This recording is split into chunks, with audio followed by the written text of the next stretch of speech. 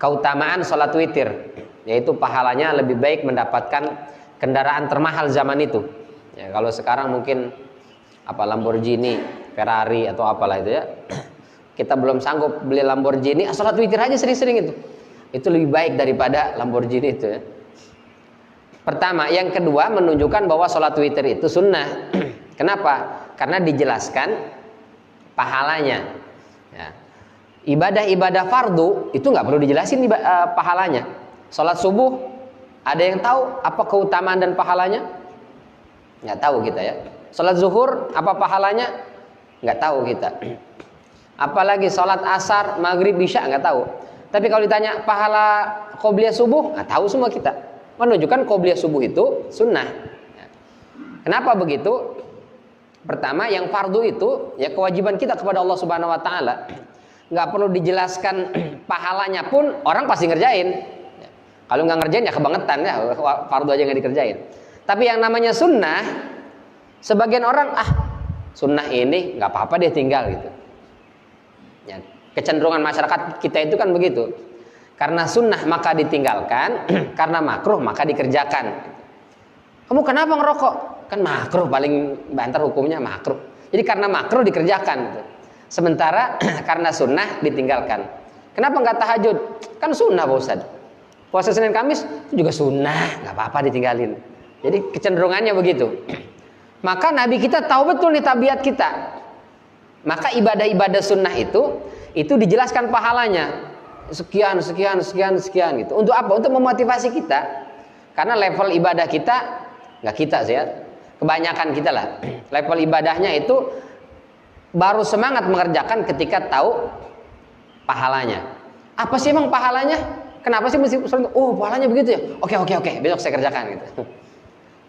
Maka kata Rasulullah sallallahu alaihi wasallam, sebaik-baik orang itu Suhaib. Ya, Suhaib Ar-Rumi. Kenapa? Karena kata Rasulullah, "Lau lam yakhafillah lam ya'sihi." Suhaib Ar-Rumi itu meskipun nauzubillah tidak takut kepada Allah Subhanahu wa taala, itu tidak akan bermaksiat. Maksudnya apa? Suhaib itu ibadah itu udah enggak mikir lagi ini pahalanya berapa, dapatnya apa, nanti dihindarkan dari mana, enggak perlu deh. Pokoknya ada perintahnya langsung kerjakan. Saking taatnya kepada Allah Subhanahu wa taala. Nah, itu levelnya udah dahsyat luar biasa. Baik. Lalu hadis berikutnya, Bismillahirrahmanirrahim, an Abdullah ibni Buraidah. An Abihi radhiyallahu anhu qala, dari Abdullah ibnu Buraidah dari ayahnya semoga Allah meridai keduanya telah berkata, qala Rasulullah sallallahu alaihi wasallam, al-witru haqqun faman lam yutir falaysa minna. Akhrajahu Abu Dawud bisanadin layyin wa sahhahahu al-Hakim. Walahu syahidun dha'ifun an Abi Hurairah inda Ahmad. Hadis ini dhaif, tapi ada penguat dalam riwayat Imam Ahmad statusnya sama dhaif. Itu dhaif dikuatkan oleh hadis yang dhaif lainnya, maka minimal hadis itu naik menjadi hasan li ghairihi. Apa kata Rasul? Al-witru haqqun. Witir itu adalah kemestian, ya, sesuatu yang mesti dikerjakan. Faman lam yutir, barang siapa yang tidak witir, falaisa minna, maka dia bukan termasuk golongan kami. Ini pun sama, dipahami oleh para ulama, bukan berarti sholat witir itu hukumnya wajib, melainkan mereka yang tidak pernah witir atau tidak mau sholat witir, maka itu tidak berjalan, tidak mengikuti sunnah Nabi kita Muhammad sallallahu alaihi wasallam, tapi tidak sampai kepada level berdosa. Kecuali pendapatnya Ibnu Taimiyah, kalau dia terbiasa setiap malam itu qiyamul lail, witir, suatu hari tidak witir tanpa ada uzur, maka dia berdosa. Tapi jumhur ulama mengatakan enggak ya.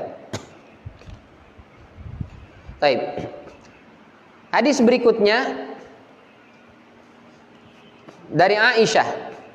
An Aisyah radhiyallahu anha qalat, dari Aisyah semoga Allah meridainya telah berkata, "Ma kana Rasulullah sallallahu alaihi wasallam yazid fi Ramadan wala fi ghairihi ala 11 rak'atan." Rasul tidak pernah menambah salat malamnya baik pada bulan suci Ramadan ataupun di luar Ramadan. Dari berapa rakaat? Ihda asyrata raka'atan, 11 rakaat. Enggak pernah nambah kata Aisyah. Yusalli arba'an. Beliau salat 4 rakaat. Fala tas'al an husnihinna wa tulihinna. Jangan kau tanya tentang bagus bacaannya dan panjang salatnya atau lama salatnya.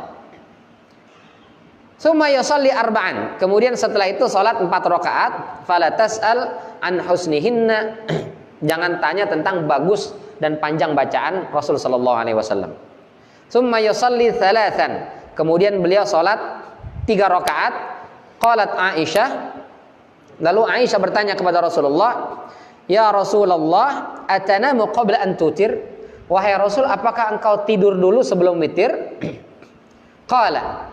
Rasul menjawab, "Ya Aisyah, wahai Aisyah, inna ainayya tanamani." Kedua mata saya tidur, wala yanamu qalbi, tapi qalbu saya tidak tidur. Muttafaqun alaih. Hadis ini dikeluarkan oleh Imam Bukhari dan Muslim. Pertama, 15. Rasul salat lebih dari jumlah 11 rakaat. 13 dan seterusnya. Ketika Rasul safar, Aisyah nggak tahu, maka jumlahnya bisa berbeda. Itu pertama.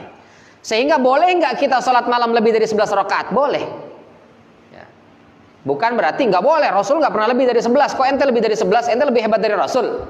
Nggak gitu. Ya. Ini hadis yang Aisyah menjelaskan 11, tapi ada hadis-hadis lain menjelaskan jumlahnya lebih daripada 11. Pertama.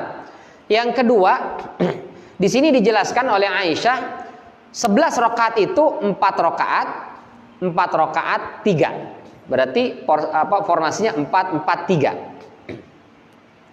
Apakah sholat malam Rasul? Berarti di Ramadan dan di luar Ramadan. Kalau di dalam Ramadan berarti termasuk taraweh. Apakah itu sholatnya 4-4-3 atau 2-2-2-2-2-3? Para ulama berbeda pendapat. Abu Hanifah, beliau memahami hadis ini apa adanya. Aisyah bilang 4-4-3, berarti qiyamul lail harus 4-4-3. Termasuk taraweh. Ini pendapatnya Abu Hanifah. Sementara jumhur ulama, Imam Malik, apalagi Imam Syafi'i. Imam Syafi'i bahkan kalangan Syafi'i dengan tegas mengatakan salat taraweh 4-4-3 enggak sah ya. Mazhab Syafi'i itu. Jadi harus 2-2-2-2-2. Tapi pendapat ini lemah. Ya, pendapat ini lemah. Imam Syafi'i, bukan Imam Syafi'i, kalangan Syafi'iyah yang membatalkan salat witir dengan porsi 4-4-3 tidak sah, itu pendapatnya lemah. Ya, tidak kuat. Ya. Sah tetap 4-4-3 ya sah. Kenapa jumhur ulama berpendapat bukan 4-4-3 tapi 2-2 kemudian 3. Jadi 2-2. Karena ada hadis lain Rasul mengatakan salat malam itu masna. Kita bahas di awal ini ya. Rasul sendiri yang mengatakan pertama, salat malam itu 2-2, 2 rakaat salam, 2 rakaat salam. Jadi bukan 4-4. Yang kedua Aisyah sendiri, Aisyah meriwayatkan juga ya, ketika menjelaskan tata cara salat Rasulullah di hadis yang lain kata Aisyah 2 rakaat salam, 2 rakaat salam. Berarti Aisyah meriwayatkan 2 nih, yang satu 4-4-3, yang satu 2-2 terus 2-2 baru 3. Maka jumhur ulama mengatakan hadis ini itu tidak sedang menjelaskan kaifiyat tata caranya tentang jumlah rakaatnya, melainkan tentang panjang dan lamanya salat malam baginda sallallahu alaihi wasallam. Maka nyebutnya 4. Jadi 2 pertama panjang, selesai, dilanjut lagi 2 lagi panjang. Setelah 4 rakaat itu istirahat lebih lama dibandingkan jeda antara 2 pertama dengan 2 kedua. Jadi Aisyah mengatakan jangan kalian tanya tentang bagus dan lamanya salat Rasul sallallahu alaihi wasallam. Setelah 4 rakaat itu baru Rasul istirahat agak sedikit lama. Lalu salat lagi 2 rakaat panjang, selesai salam, salat lagi 2 rakaat dengan bacaan dan gerakan yang lama serta panjang, baru setelah itu istirahat lagi. Ya, jadi ini menjelaskan tentang istirahatnya. 4 istirahat agak lama, 4 lagi. Bahkan sampai Rasul tertidur dalam pandangan Aisyah. Jadi sudah 8 rakaat tidur dulu tuh. Aisyah lihat, udah tidur Rasul nih. Tapi setelah itu Rasul bangun lagi salat witir. Loh, tadi kan udah tidur. Kenapa Rasul witir? Berarti nggak wudhu nih, gitu. Maka Aisyah tanya, atanamu qabla an tutir? Tadi tidur nggak itu ya Rasul? Nah, Rasul katakan, ya Aisyah, inna ainayya tanamani. Wahai Aisyah, mata saya memang merem, tapi qalbunya itu tidak tidur. Maka Rasul Shallallahu Alaihi Wasallam meskipun secara kasat mata kelihatannya tidur, tapi sejatinya beliau tidak tertidur, sehingga tidak perlu wudhu lagi. Tidurnya Rasul tidak membatalkan wudhu. Ini sudah kita bahas. Para ulama berbeda pendapat. Tidur yang membatalkan wudhu itu yang seperti apa? Ada yang berpendapat bahwa tidur jika dalam salah satu posisi sholat maka tidak batal. Ini diantaranya pendapat Abu Hanifah. Jadi kalau bapak lagi sholat, Ustaz Ilyas agak panjang bacanya, berdiri ketiduran, itu nggak batal sholatnya menurut Abu Hanifah. Kalau batal repot pak. Oh tadi ketidur, wudhu dulu nanti ya. Sementara kata Imam Syafi'i, tidur yang tidak membatalkan sholat itu kalau tidur dalam posisi di mana pantat kita itu nempel dengan tempat duduk. Jadi kalau tidurnya duduk seperti ini, posisi pantatnya nempel, nah itu nggak membatalkan wudhu. Tapi kalau posisi pantatnya terbuka, miring begini misalnya, apalagi celentang begini, nah itu batal wudhunya, kata Imam Syafi'i. Nah, maka jamaah sholat Jumat, kalau kita ikut pendapat Imam Syafi'i, nah itu nggak batal pak. Kalau tidurnya duduk, kan khotib naik mimbar itu udah banyak yang langsung. Sebagian ulama mengatakan ya kalau sudah tidur sampai ngorok begitu, udah batal dia berarti ya. Tapi kata Imam Syafi'i, kalau posisi duduk begini nggak batal. Jadi begitu qomat nggak perlu wudhu lagi, kata Imam Syafi'i. Tapi baginda Sallallahu Alaihi Wasallam itu beliau itu zikir terus. Jadi meskipun matanya itu tertidur, tapi kalbunya tidak pernah tidur. Lalu gimana Ustaz? Rasul kan pernah juga kesiangan tuh. Ya, bersama para sahabat ketika itu sholat subuh, tahu-tahu sudah keluar matahari, muncul matahari. Pas begitu mau sholat, kata Rasul, jangan di sini sholatnya, karena di sini ada syaitan yang mengganggu para sahabat sehingga tidak terbangun sholat subuhnya itu. Akhirnya pindah ke satu tempat, ya, agak nggak terlalu jauh sih, tapi pindah di sana sholatnya. Berarti Rasul tertidur dong, kata para ulama. Rasul ketika itu saking khusyuknya berzikir sampai tidak sadar. Ya. Tersadar itu ketika matahari sudah, matahari ini. Saking khusyuk dan asiknya berzikir kepada Allah Subhanahu wa taala. Ya. Matanya meram tapi qalbunya berzikir kepada Allah Subhanahu wa taala. Nah, itu yang dipahami oleh jumhur ulama bahwa hadis ini itu menjelaskan tentang lama dan bagusnya salat baginda sallallahu alaihi wasallam. Makanya Aisyah mengatakan arba'an fala tas'al. Jadi sholatnya 4 rakaat dan jangan kamu tanya. Tidak bilang arba'an summa yusallim. Jadi 4 rakaat kemudian salam gitu.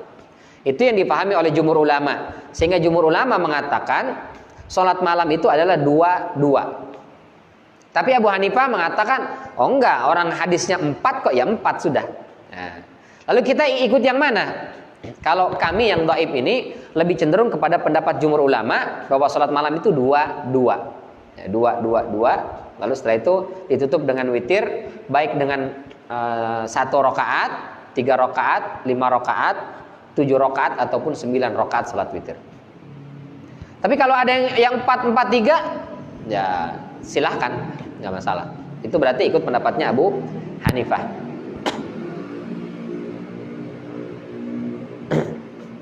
Wa fi riwayatin lahuma anha, masih dalam riwayat Imam Bukhari dan Muslim juga dari Aisyah, kana yusalli minal laili 10 raka'atin, bahwasanya Rasul pernah salat malam 10 rakaat, wa yutiru bisajdatin wa yarka raka'atil fajri fatilka 13 raka'ah.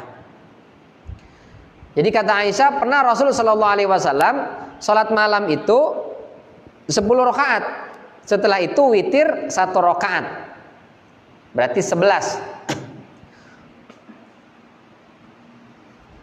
Wayar karokaatil fajri, lalu setelah itu ditambah sholat sunnah fajar 2 rakaat. Fatil katsalasa asyrata rakaah, maka jadilah jumlahnya 13 rakaat. Masih dari Aisyah radhiyallahu anha, beliau berkata, kana Rasulullah sallallahu alaihi wasallam, adalah Rasul sallallahu alaihi wasallam yusalli minal laili, salat malam itu 13 rakaatan, 13 rakaat, yutiru min dzalika bi khamsin, yaitu witirnya dengan 5 rakaat, la yajlisu fi syai'in illa fi akhiriha. Nah, ketika salat witir 5 rakaat itu tidak salam kecuali di akhirnya. Jadi 5 rakaat itu sampai selesai. Tidak 4 dulu lalu yang kelima salam, tidak ya. Ini sudah kita bahas kemarin. Hadis-hadis ini menunjukkan tentang salat malam itu dilakukan oleh baginda sallallahu alaihi wasallam tidak hanya pada Ramadan tapi juga di luar Ramadan. Nah, kita pun ketika ingin mengikut sunnah Nabi kita Muhammad sallallahu alaihi wasallam, maka hendaknya kita mengerjakan qiyamul lail itu tidak hanya pada di bulan suci Ramadan tapi juga di luar Ramadan. Apalagi tadi salat witir keutamaannya begitu luar biasa. Witirlah. Kalau sanggup witir di penghujung malam, sepertiga malam, silahkan bangun malam tahajud lalu witir. Kira-kira berat saya Ustaz, ini udah capek, lelah, kayaknya nggak bisa qiyamul lail. Maka witirlah sebelum tidur. Minimal banget 1 rakaat. Masa sih nggak bisa kita 1 rakaat saja setiap malam witir sebelum tidur? Ya. Syukur-syukur kalau kita rajin tiap malam bisa tahajud, maka tutup dengan witir minimal 1 malam. Dengan begitu, mudah-mudahan Allah muliakan kita, Allah angkat derajat kita, dan Allah ijabah semua doa-doa kita. Sehingga mudah-mudahan, kenapa Ustaz?